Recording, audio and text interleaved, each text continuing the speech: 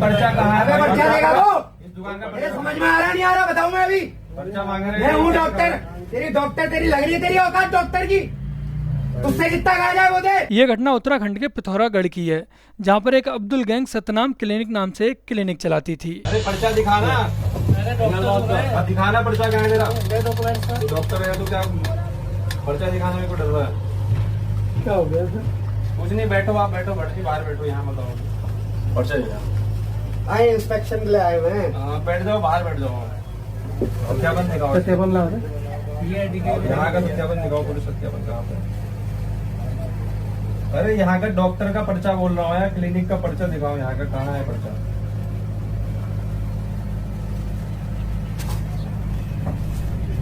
अरे पर्चा कहाँ है? पर्चा देगा तो इस दुकान का मेरे पर्चा समझ में आ रहा नहीं आ रहा, बताऊं मैं अभी? पर्चा मांग रहे मैं हूँ डॉक्टर, तेरी लग रही है तेरी औकात डॉक्टर की, तुझसे कितना कहा जाए वो दे। दिखा दे पर्चा, दिखाओ क्या पर्चा बनाते हो मेडिकल का जो आता है यहाँ पे? ये डंडों के बाद समझेगा। ये है तो पर्चे रखे तो है यार, किसका पर्चा है ये? क्या नाम है? सतनाम जनता। हाँ, डॉक्टर का कहाँ है पर्चे? ये देखो ना डॉक्टर, कहाँ है ये? कहाँ है अब्दुल कादिर, कहाँ पे है? ये तो उनके ही गए। कहाँ गए हैं? फोन लगाओ उनको, लगाओ फोन। ये चौधरी को भी लगाओ, ये दानिश को भी लगाओ, कहाँ है? सबको बुलाओ, बुलाओ उनको, सबको बता दे उसका। और ये तूने ये क्या लगा रखा है यहाँ? ये भगवान की फोटो यहाँ तेरे वहाँ क्या कर रही है? पब्लिक में क्या नाम बता रहा है तू अपना? है ही नहीं इसका तो नाम तो तेरा कुछ लिखा ही नहीं है, कुछ है ही इसका नाम ही नहीं नहीं। है। आधार कार्ड दिखा जरा, आधार कार्ड वेरीफाई करो उसका। आधार कार्ड निकालो सब अपने अपने, आधार कार्ड निकालो। आधार कार्ड दे। तो लड़की तो ब्रेन वॉश किया ही है, वो तो इनका काम ही है और करने का आ रहे हैं। माँ बाप की बात में माने, तुम्हारी गुलाम बनी रहे हो। अरे अभी तो बेरीनाक से भाग गया है। सुबह हमने भेजा था पर्चा कटवाने के लिए, इसने मैसेज पे लिख के भेज दी दवाई, बताओ एंटीबायोटिक। मैसेज पे कोर्स चला रहा है दवाइयों का। अगर कोई मर जाए दवाइयां खा के तो कोई मतलब नहीं उसको, बिना मरीज को चेक किए दवाई लिख दे रहा, बताओ।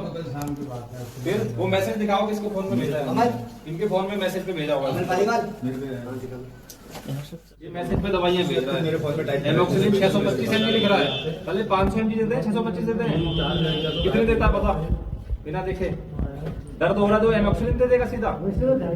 कुल मिलाकर जो हिंदू संगठनों के द्वारा दावा किया जा रहा है वो ये किया जा रहा है कि एक क्लिनिक के बहाने जो पहाड़ी लड़कियां थी उनका डाटा इकट्ठा करते थे, उनके फोटोज, उनके मोबाइल नंबर, उनका एड्रेस इकट्ठा करते थे और फिर ये जो डाटा इकट्ठा किया जाता था ये जो लफ्जात नेटवर्क था उसके साथ ये लोग शेयर करते थे और जो हिंदू मरी जाते थे उनके लिए गलत गलत दवाइयाँ सजेस्ट करते थे।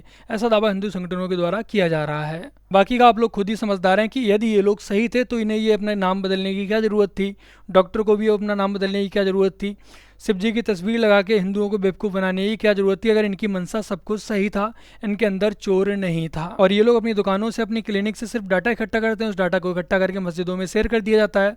वहाँ से जो इनके अन्य ग्रुप होते हैं वो काम करते हैं। अगर दुकानों पर ही ये डायरेक्ट काम करने लगेंगे, दुकान के लड़के ही इन सब में इन्वॉल्व हो जाएंगे तो दुकान ये ज़्यादा दिन चला नहीं पाएंगे। इसलिए दुकान का काम होता है सिर्फ डाटा इकट्ठा करना, फिर ट्रांसफ़र करते हैं, फिर उसके बाद जो दूसरी टीम होती है वो काम पे लगती है। बाकायदा सब कुछ सिस्टमेटिक तरीके से प्लानिंग करके प्रॉपर चलाया जा रहा है जैसे कॉर्पोरेट में कंपनी चलती है। पहले ये हिंदू लड़कियों का डाटा इकट्ठा करते हैं, उनके परिवार वालों का पूरा डाटा इकट्ठा करते हैं, पता करते हैं कि इस हिंदू परिवार में कितने लोग रहते हैं, इस हिंदू परिवार में कितने लोग बाहर रहते हैं, कितने लोग घर में रहते हैं, कितनी हिंदू लड़कियां हैं, कौन सी प्रॉपर्टी जो हिंदू की है वो कब से खाली पड़ी हुई है। सारा डाटा इकट्ठा करके ट्रांसफ़र कर दिया जाता है अलग अलग इनकी जो नई नई ब्रांचें हैं उनके लिए।